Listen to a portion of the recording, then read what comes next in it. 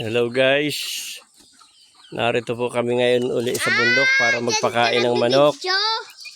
Ayan po yung aking apugan, siya po magpapakain ng manok. Pakainin mo, Abi. Pakainin mo yung mga chicken, ayan po. Ayan po ang aking mga manukis. Napakakainin ni Magula po kami ng kalabaw. Pakakainin ni Abi. Abi. Oh. Papakain po kami ng magsusuga po siya ng baka at saka kalabaw. Saka kambing. Ayan po, guys. Ito po ang buhay ko ngayon sa Mindoro. Abi. Abi, pakainin mo na yung chicken. No. Stand up. Oh, you put like this. You make sabog-sabog like this. Pakainin mo. Oo, yan. Sabog mo, ya. Ayan. Pakunti-kunti lang. Ayun na po si Leo Boy at po ng kanyang kalabaw, baka at saka kambing. Ayun na po. Bumaba na po siya ng bundok. Ito po ang lugar namin ngayon dito. Ayan po mga kaibigan. Gawa kaya tayo ng chicken's house. What? Chicken?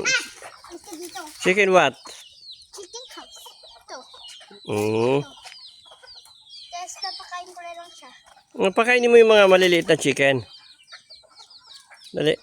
Kasi hindi sila makakain.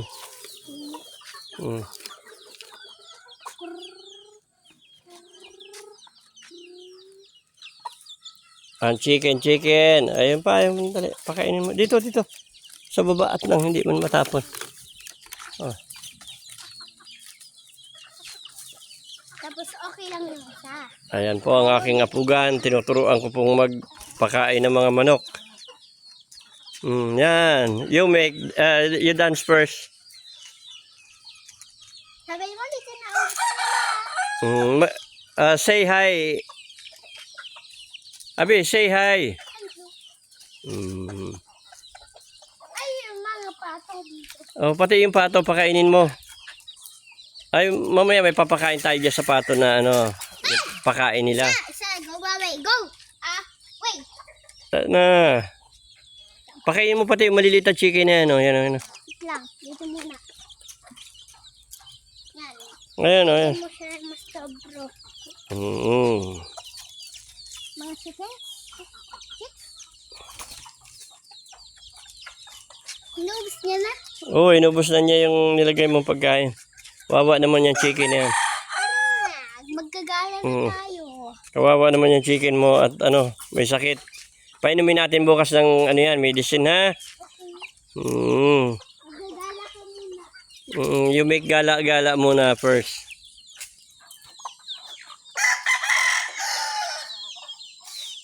At magtitimpla muna ako ng pagkain ng pato. Ha?